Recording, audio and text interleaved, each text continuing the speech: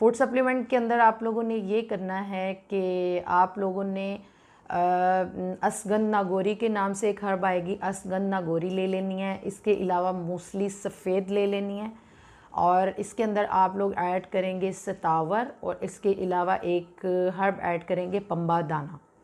ठीक है, ये हर्ब हो गई। इसके अलावा इसके अंदर आप लोग मिश्री ऐड कर सकते हैं और ड्राई फ्रूट्स के अंदर आप लोग इसमें अखरोट ऐड कर सकते हैं, बादाम ऐड कर सकते हैं। जैसे आगे गर्मी का सीज़न आ रहा है तो अगर अखरोट ऐड ना करें तो बादाम वगैरह सिर्फ इसके अंदर शामिल कर लीजिए। इसके अलावा जो है इसमें आप लोग ऐड करेंगे जो 4 मगज़ होते हैं, इनको आप लोग शामिल करेंगे और कोई सा भी जो है वो ड्राई मिल्क यानी खुश्क दूध होता है, नीडो वगैरह ले लें या जौन सा भी दूध लेकर इसके अंदर शामिल कर लें। इन सारी चीज़ों को आप लोगों ने इक्वल क्वांटिटी के अंदर लेना है और लेने के बाद इसका अच्छी तरह से एक पाउडर फॉर्म में इसको आप लोगों ने रेडी करके अपने पास स्टोर कर